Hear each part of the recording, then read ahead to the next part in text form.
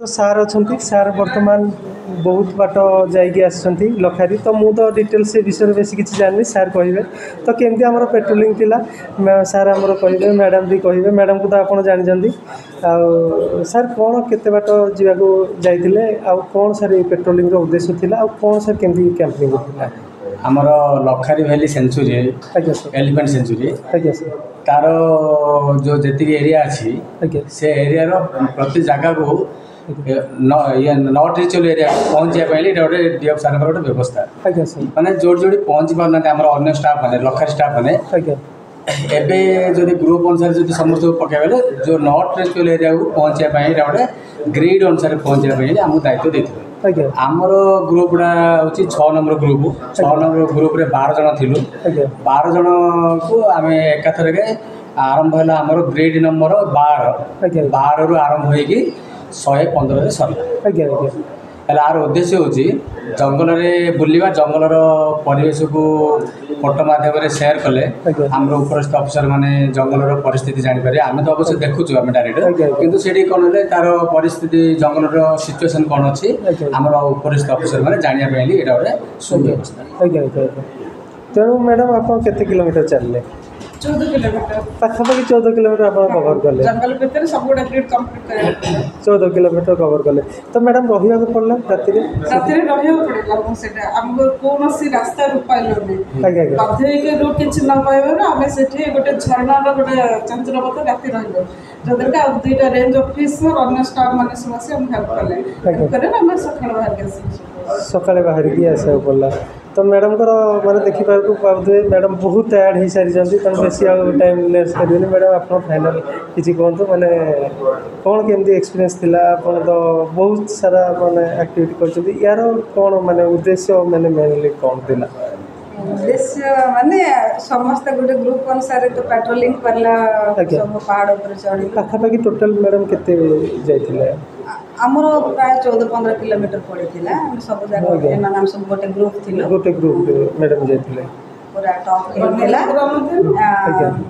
सेमते चढ़ी के जाई के आसिलो लेबी आ तो मैडम आपन किछि कहिए माने ए सब जिंस रे माने आपन केमती लागिला टोटल ऊपर जीवा विषय माने ये सब आप तो माने एते बाट जेते कवर कले केमती कोन एक्सपीरियंस थिला ए जगह लखारी ऊपर समस्त किसी सम्यक धारणा आसला समस्ते भी एंजॉय करले जेहेतु हमें फॉरेस्ट स्टाफ लखारी ऊपर समस्त नॉलेज रहा दरकार से डीएफओ सर भल प्लानिंग भी करथिले सबु रेंज रो 8 माने किछि स्टाफ को लेके 8टा ग्रुप करथिले आमे प्राय लखारी रो सबु एरिया पार्टली हमें कवर करथिलु एक्सपीरियंस होछि आमे माने से जगह को जितने आमको टार्गेट दिया है जितने ग्रिड पॉइंट को आमको ये करला कांटमेंट सिचुएशन रे हमें सब जाक प्राय कवर करके ही आसछु डीएफओ सर हमर आशा रखछंती नेक्स्ट प्रत्येक मंथली एटा माने होतबो मंथली करथबे this is best experience madam बहुत खुशी अच्छा जिते भी परिश्रम हेल्ले भी मैडम बहुत खुशी अच्छा सर भी बहुत खुशी अच्छे सर बहुत बहुत धन्यवाद सर आपन सपोर्ट पाई सर को बहुत बहुत धन्यवाद सर गोटे बर्तमान देले गोटे केमती आम पेट्रोलिंग जंगल में हुए दरकार पड़े गोटे गोटे राति भी रहा पड़े तो कौन सी प्रकार आर्मी लाइफ ये किसी भी कम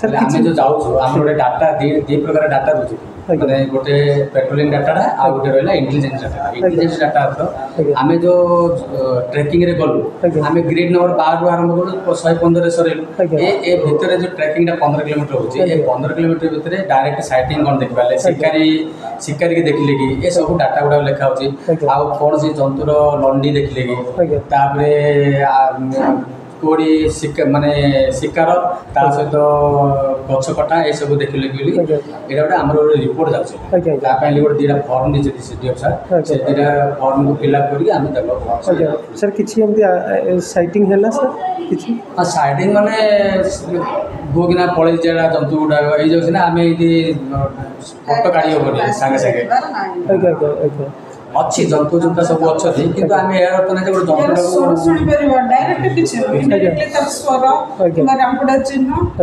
କିମ୍ବା ତାର ଲଣ୍ଡି ଏସବୁ ଦେଖି ଚିହ୍ନିପାରିବା। ନିଶ୍ଚିନ୍ତ ଭାବରେ ସାର୍ ବହୁତ ବହୁତ ଧନ୍ୟବାଦ ସାର୍ ଆପଣଙ୍କ ସବୁ ସପୋର୍ଟ ପାଇଁ। ଆପଣମାନେ ଏବେ ଶୁଣୁଥିଲେ ଆମର ଷ୍ଟାଫ୍ମାନଙ୍କ ସହିତ ଇଣ୍ଟରାକ୍ସନ୍ ମୋର ଚାଲିଥିଲା। ତ ଷ୍ଟାଫ୍ମାନେ ଯାଇଥିଲେ ଆମର ସାଙ୍କ୍ଚୁଆରୀକୁ, ତ ସେମାନେ ସେଠି ପେଟ୍ରୋଲିଂ କଲେ। ଦିନ ବେଳେ ଯାଇଥିଲେ ତ ପାଖାପାଖି 24 ଘଣ୍ଟାର ପେଟ୍ରୋଲିଂ ଥିଲା। 24 ଘଣ୍ଟା ପରେ ସେମାନେ ଫେରିଲେ। ତ ଏହିପରି ଭାବରେ ଆପଣଙ୍କର ପେଟ୍ରୋଲିଂ ଚାଲେ। ତ ଏଇ ପେଟ୍ରୋଲିଂଟା ପୁରା କଣ୍ଡକ୍ଟ କରାଯାଇଥିଲା ଡିଭିଜନ୍ ୱାଇଜ୍। ତ ଡିଭିଜନ୍ ଅଣ୍ଡରରେ ଯେତିକି ରେଞ୍ଜ ଅଫିସ୍ ଅଛି ସମସ୍ତେ ମିଶିକି ଏ ପେଟ୍ରୋଲିଂରେ ପାର୍ଟିସିପେଟ୍ କରିଥିଲେ। ସବୁ ରେଞ୍ଜ ଅଫିସ୍ରୁ ପାଖାପାଖି କିଛି କିଛି ଷ୍ଟାଫ୍ ସମସ୍ତେ ଯାଇଥିଲେ। ତ 12 ଜଣ ଲେଖା ଷ୍ଟାଫ୍ ପ୍ରାୟତଃ ପ୍ରତି ରେଞ୍ଜ ଅଫିସ୍ରୁ ଯାଇଥିଲେ। ତ ଯଦି ଆପଣଙ୍କୁ କୁହାଯିବ, ଯଦି ଆପଣମାନେ ଜାଣିବାକୁ ଚାହୁଁଛନ୍ତି କି କେଉଁ ଜାଗାକୁ ଆମର ଫରେଷ୍ଟ ଗାର୍ଡ଼ ଭାଇ ଓ ଭଉଣୀମାନେ ସମସ୍ତେ ଯାଇକି ସେଠି ପାର୍ଟିସିପେଟ୍ କରିଥିଲେ, ଫରେଷ୍ଟର ସାର୍ମାନେ ବି ଥିଲେ ସେଠି। ତ ଆପଣମାନେ ଦେଖିପାରିଥିବେ, ମୁଁ କମ୍ପ୍ଲିଟଲି ଆପଣଙ୍କୁ ଦେଖେଇଲି। ଫରେଷ୍ଟର ସାର୍, ଫରେଷ୍ଟ ଗାର୍ଡ଼ ସାର୍ମାନେ ସେଠି ପାର୍ଟିସିପେଟ୍ କରିଥିଲେ।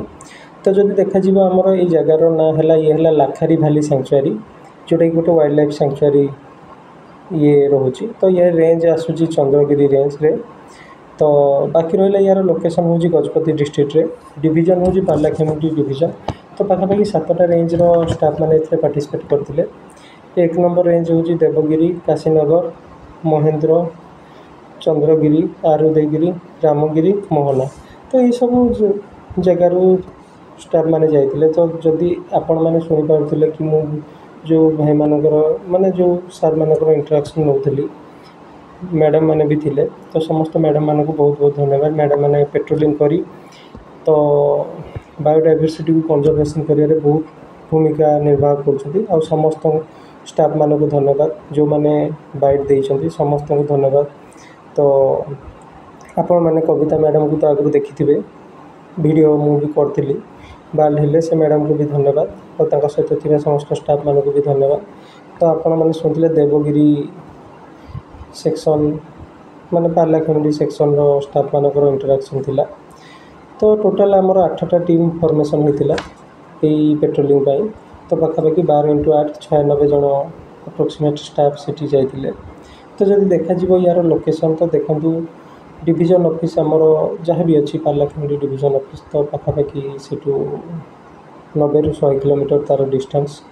ଲାଖାରୀ ଭ୍ୟାଲି ସାଙ୍କ୍ଚୁଆରୀ, ଯେଉଁଟାରେ କି ବହୁତ ସାରା ଆନିମଲ୍, ଲିଓପାର୍ଡ଼ ହେଲେ ମାନେ ବହୁତ ସାରା ଆନିମଲ୍ ଅଛନ୍ତି, ଲିଓପାର୍ଡ଼, ଟିଅର୍, ରାବିଟ୍। ତ ତାଙ୍କ କନଜରଭେସନ୍ ଏଲିଫ୍ୟାଣ୍ଟ ପାଇଁ ଏଇ ପ୍ରୋଗ୍ରାମ୍ଟା ଡିଭିଜନ୍ ଅଫିସ୍ ତରଫରୁ ହେଇଥିଲା।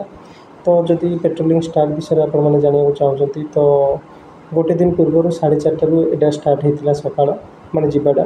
ତ 7:30ରୁ ସେଠି ପହଞ୍ଚି ଯାଇଥିଲେ ଷ୍ଟାଫ୍ମାନେ 7:30-8ଟା ଭିତରେ। ତ ତାପରେ ସେଇଟା ଷ୍ଟାର୍ଟ ହେଇକି ମାନେ ଚାଲିଥିଲା ପୁରା 24 ଆୱାର୍। ତା'ମାନେ ତା ପରଦିନ ସକାଳ 8ଟା ପର୍ଯ୍ୟନ୍ତ ନାଇଟ୍ରେ ବି ରହିବାକୁ ପଡ଼ିଥିଲା। ତାପରେ ସେମାନେ ସମସ୍ତେ ରିଟର୍ଣ୍ଣ କରିଥିଲେ, ନିଜ 11ଟା ବେଳକୁ ରେଞ୍ଜ ଅଫିସ୍ରେ ପହଞ୍ଚି ଯାଇଥିଲେ। ତ ଏତିକି ଥିଲା ଅପଡ଼େଟ୍। ତ ପ୍ଲିଜ୍ ଭିଡ଼ିଓକୁ ସମ୍ପୂର୍ଣ୍ଣ ଦେଖନ୍ତୁ ଆଉ ଚ୍ୟାନେଲ୍କୁ ଯଥେଷ୍ଟ ମାତ୍ରାରେ ସେୟାର୍ ଆଉ ସବସ୍କ୍ରାଇବ୍ କରନ୍ତୁ। ତ ପ୍ଲିଜ୍ ଭିଡ଼ିଓକୁ ଫାର୍ଷ୍ଟରୁ ନେଇକି ଲାଷ୍ଟ ପର୍ଯ୍ୟନ୍ତ ଦେଖନ୍ତୁ ଆଉ ଚ୍ୟାନେଲ୍କୁ ସେୟାର୍ ଆଉ ସବସ୍କ୍ରାଇବ୍ ଯଥେଷ୍ଟ ମାତ୍ରାରେ କରନ୍ତୁ।